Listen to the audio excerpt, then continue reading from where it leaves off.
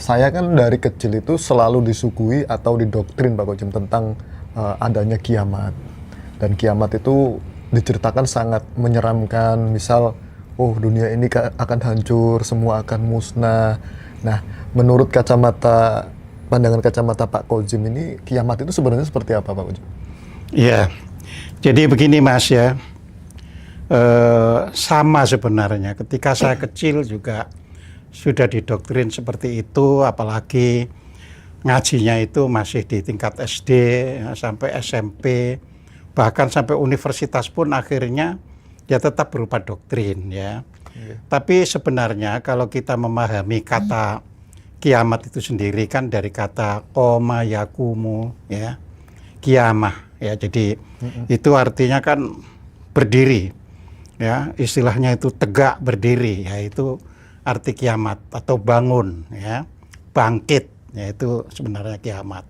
Nah, seandainya ya dipahami itu bumi hancur ya tidak ada gunanya, karena kan orang nggak akan pernah bisa menyaksikan lo kiamat datang, kan nggak bisa. Iya. Nah, kan di Al-Quran itu dikatakan kan kalau kiamat itu seperti memuntahkan apa itu, bumi memuntahkan isinya, terus gunung-gunung meletus ya nggak ada orang hidup.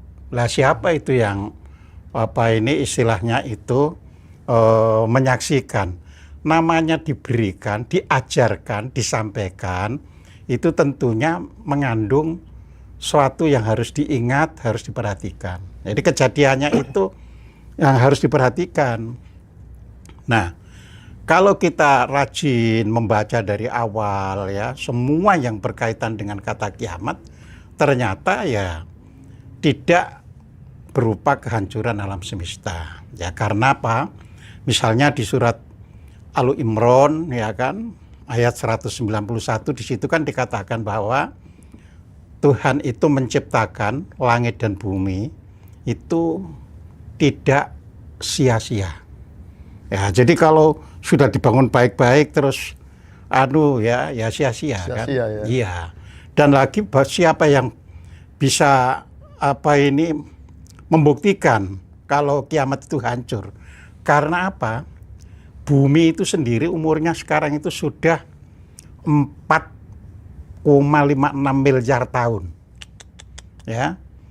Kalau dari Nabi bercerita itu sekarang ini sudah 1.400 tahun. Ya, itu kalau kita menghitung secara waktu. Ya. Okay. Nah, sedangkan kalau menurut ilmu pengetahuan ya, itu bumi itu baru ya tidak bisa dihuni manusia ya. Jadi bukan meledak loh ya, tapi tidak bisa dihuni manusia karena apa? Kan ini kan panas itu semakin tinggi, semakin tinggi, semakin tinggi, sehingga suhu itu tidak bisa membuat makhluk hidup itu bisa bertahan. Ya. Apa ada contohnya? Ada sekarang itu, misalnya Mars, Venus itu sudah nggak bertahan. Ya dulu sama itu juga dihuni makhluk hidup. Tapi karena sudah terlalu panas, jadi nggak bertahan. Nah, itu pun butuh 2 miliar tahun lagi. Ya. Kalau begitu, mengapa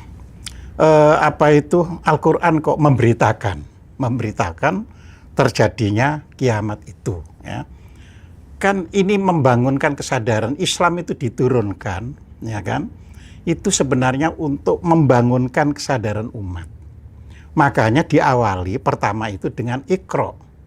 Jadi ayat yang pertama diwahyukan kepada Nabi Muhammad, yaitu surat Al-Alaq, ya, itu perintah untuk membaca. Ya kan? Iqra. Ya. Membacanya pun dengan menggunakan atas nama Tuhan. Ya. Tuhan siapa? Yang menciptakan kalian, ya kan, jadi di situ. Nah, ini yang pertama. Terus yang kedua yang diserukan oleh Nabi itu adalah akhlak yang mulia. Ya, lah itu benar untuk bisa menyadari masa depan itu ya rajin membaca sama berbudi pekerti yang mulia. Ya, makanya dikatakan di dalam Kalau hadisnya itu kan innama bu'itsu liutamima makarimal akhlak. Sesungguhnya aku ini dibangkitkan untuk memprioritaskan akhlak yang mulia. Nah, jadi ini adalah yang disampaikan di dalam hadis ya. Jadi ini sebenarnya yang ditekankan itu. Nah, itu berkaitan dengan kesadaran ya. Oleh karena itu kalau misalnya kita lihat misalnya idza zulzilatil ardu zilzalaha ya tidak kita maknai secara letterlek ya. Karena di Al-Qur'an itu pada surat Ar-Rum surat 30 ya ayat 58 itu dikatakan bahwa di dalam Al-Qur'an itu diberikan tiap-tiap perumpamaan, permisalan ya. Jadi namanya perumpamaan permisalan itu tiap-tiap. Artinya Al-Qur'an itu sebenarnya bahasanya itu mutasyabihat ya.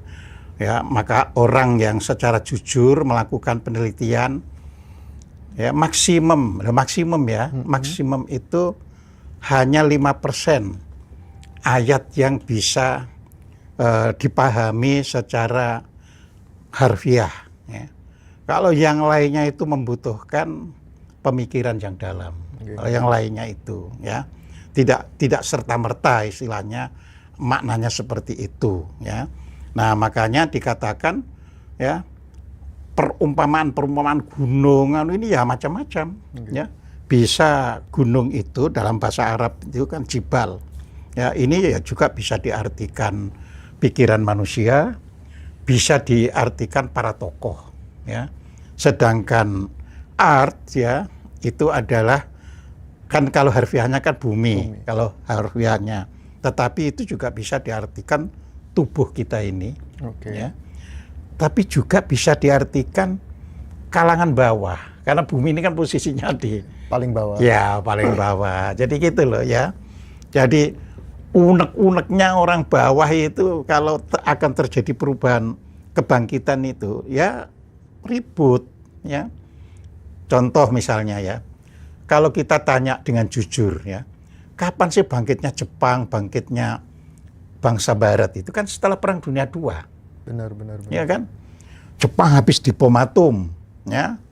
Terus Eropa Perang Dunia II itu habis-habisan, ya. Puluhan juta orang meninggal selama Perang Dunia II itu. Tapi setelah itu mereka sadar, menata. Nah, sifat manusia lama-lama mengalami penurunan kualitas berpikirnya lagi, kesadarannya turun lagi. Ya akan timbul lagi seperti itu.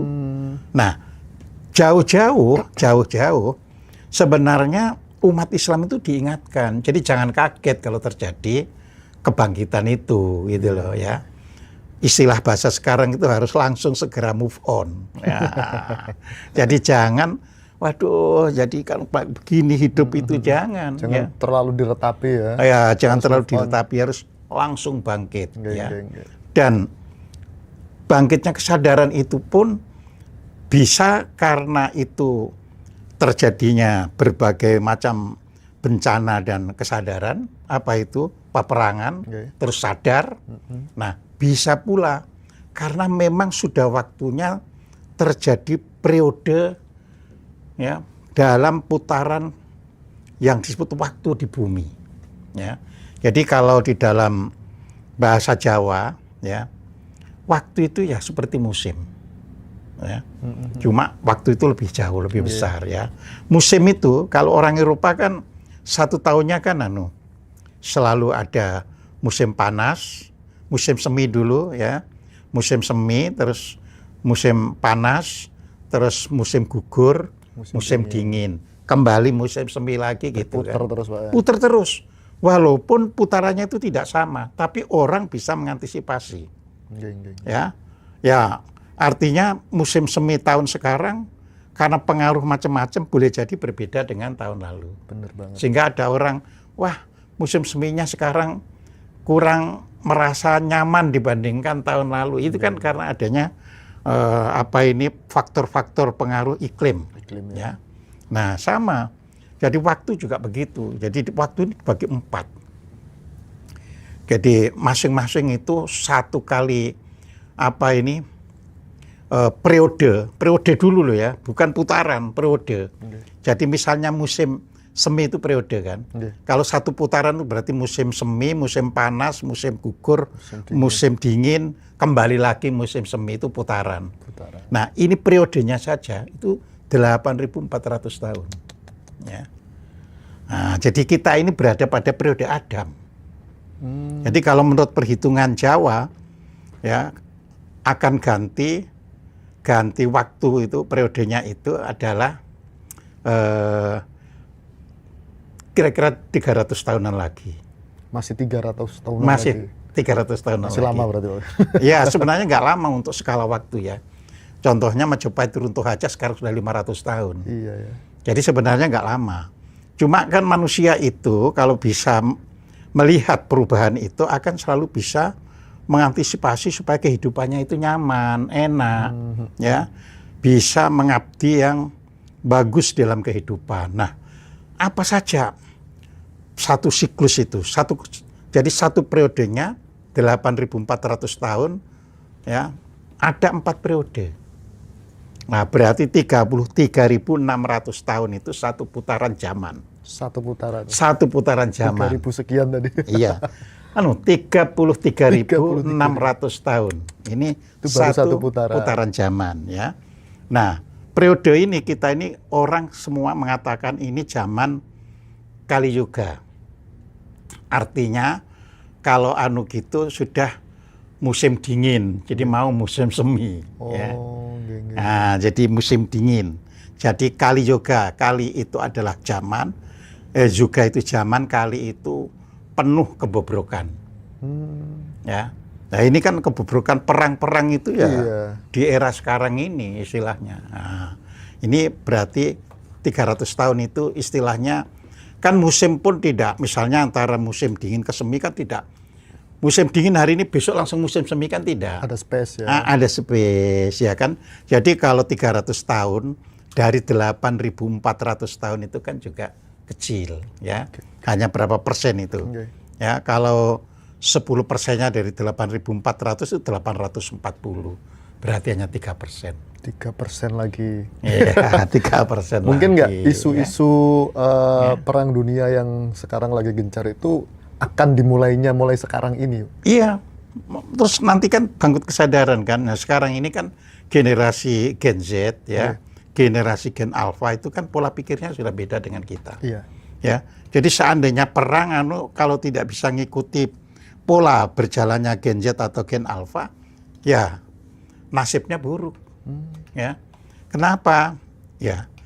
Jadi sekali lagi Qiyam ini kan kebangkitan kesadaran. Berarti namanya kebangkitan kesadaran terjadi pula perubahan tatanan hidup yang kita alami.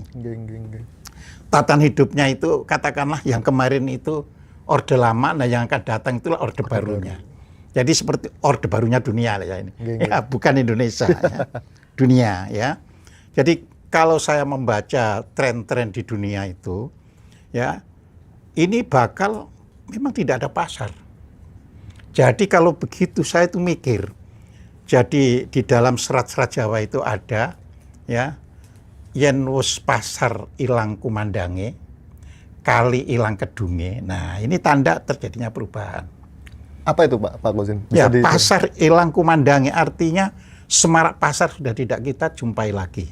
Secara konvensional. Iya, konvensional. Jadi orang sudah lewat online. Pakai jempol aja sudah datang kayak tadi kita betul. Pakai jempol sudah datang. Sekarang ini kan belum kelihatan kan karena masih ada sana sini. Tapi kalau sudah semuanya yang tradisional, yang konvensional itu tidak ada, baru kerasa gitu ya. Ya baru terasa kita. Oh iya ya hidup itu ya. Begitu pula tidak ada lagi mobil-mobil otomotif itu ngeributi jalan itu. Karena orang nggak terlalu perlu, kecuali hanya mau rekreasi itu pakai mobil. Iya. Kalau hanya masalah makan ya, itu sudah langsung dari rumah. Untuk online pun tidak seperti sekarang. Karena semua bisa pakai drone. Oh iya. Ya, jadi sudah bensin sudah nggak dibutuhkan. Benar. Ya, jadi pakai motor-motor itu sudah tidak terlaluan. Ya. Dianggap sudah nggak efektif lah. Nggak efektif ya. Kalau drone, ya kan kalau sudah semua pakai drone kan kosnya murah. Bener banget, Pak. Kos mahal itu kan karena yang pakai masih sedikit. Nggih. Sama dulu sepeda motor itu orang mau beli saja harus butuh uang sekian Akhirnya orang wira-wiri bisa. Nah, jadi seperti itu. Nah, jadi menghadapi kiamat itu Al-Qur'an pun sudah mengingatkan ya. Jadi di situ diingatkan ya kalau terjadi kiamat itu akan terjadi penggantian ya. Di situ kan pada surat Ibrahim surat 14 ya ayat 48 itu dikatakan bahwa bumi akan diganti bumi yang lain ya. Langit pun akan diganti dengan yang langit yang lain. Nah, ini dipikir buminya hancur. Nah, itu. Ya. Padahal ayat itu tidak mengatakan bumi diganti bumi yang baru. Tapi yang lain suasananya. Nggih. Ya. Suasana kemarin hiruk pikuk, setelah kebangkitan, setelah semuanya sudah sistemnya itu orang sudah nanam, sudah tidak kemana-mana di rumah, suasananya menjadi bersih kembali. Ya. Terus langit itu kan semua yang menjadi tatanan kehidupan.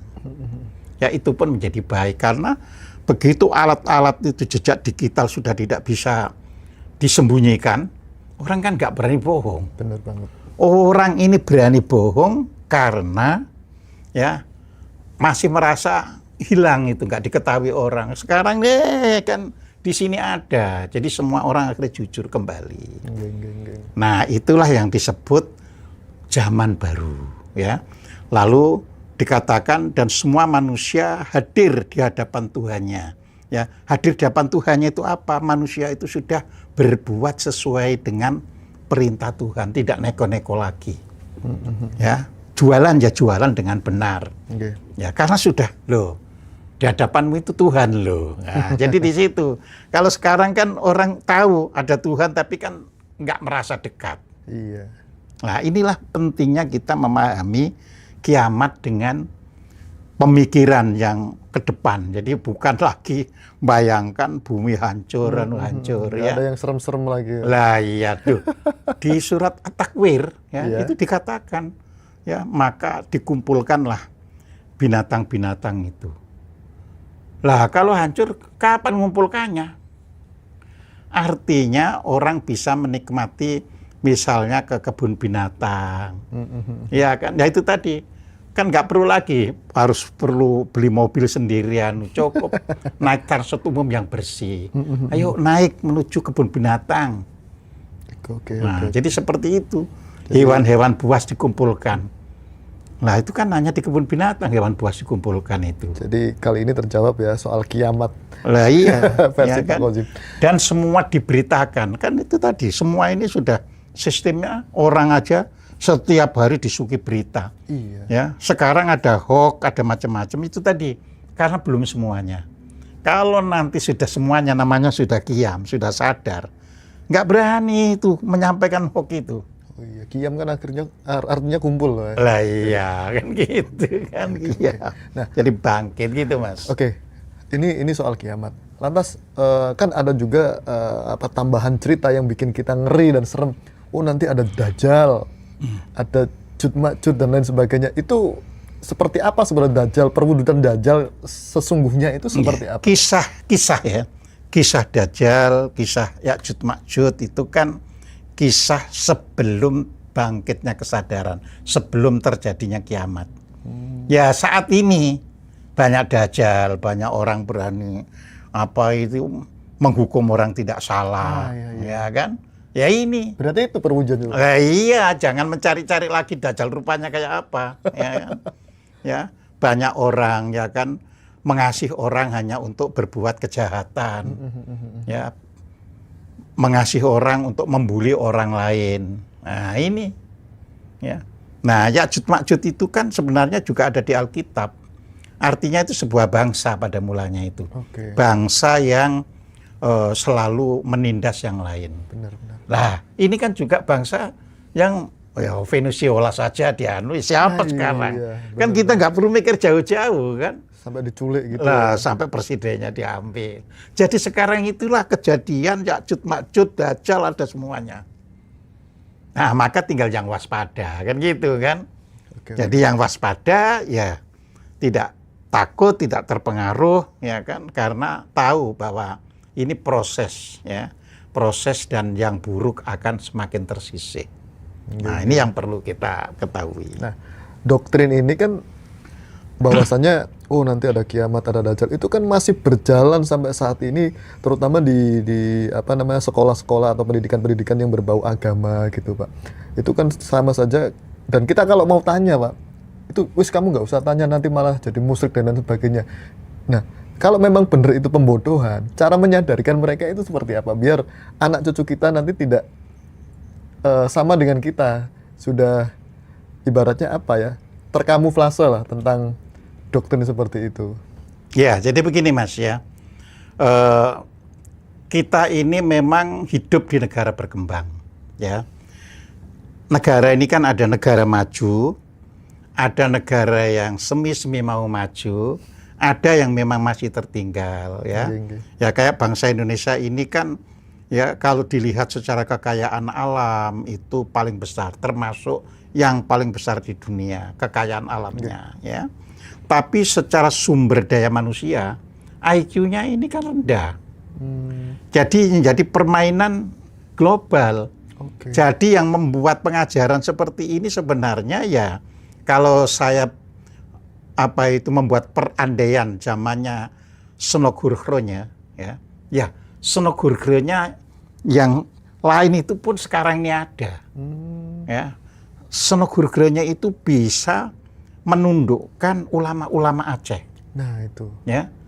Nah, jadi kalau hanya orang hafal Al-Qur'an, orang meyakinkan orang sehingga menjadi fanatik, itu sebenarnya pekerjaannya, yaitu pekerjaannya Dajjal tadi. Oke. Iya, jadi orang didoktrin sampai fanatik. Ya, orang kalau sudah fanatik, apalagi ditambah buta, ya, ya kan? Itu sudah pokoknya nggak cocok dengan pikirannya, sesat. Nah, itu Ya. kafir Ya kan, nggak cocok. Padahal kalau juga kan, orang gitu, itu ngaji Islam, mengatakan saudaranya kafir itu sesungguhnya dia yang kafir. Kebalikannya ya. Kebalikannya. Jadi kalau di dalam hadis-hadis itu, dan barang siapa yang mengatakan kafir kepada saudaranya, maka sesungguhnya dia yang kafir. Ya. Al-Quran itu sudah menyatakan, hanya Tuhanmu yang mengetahui siapa yang sesat. Jadi nggak ada orang yang mengatakan tahu sesat orang lain itu. Ya. Nah, tapi kan karena itu tadi diajari ya, kalau nggak gini itu sesat dan sebagainya. Iya. Orang itu celetuan di TikTok, di YouTube, dia ini sesat. Lo lupa dia, yang tahu sesat itu hanya Allah. Berarti ini kan posisi Allah sudah diganti oleh posisi netizen itu. Kalau yang netizen loh ya, netizen yang fanatik loh ya. Kalau tapi saya percaya netizen sekarang itu jauh lebih banyak yang cerdas daripada yang masih ya, dan berpikir secara rasional. Ya, berpikir secara ilmiah. rasional ya. Cuma kan masih ada netizen-netizen yang terdoktrin ya. Oke. Terdogma sehingga dia tidak ngerti bahwa yang tahu sesat itu hanya Allah Subhanahu wa taala.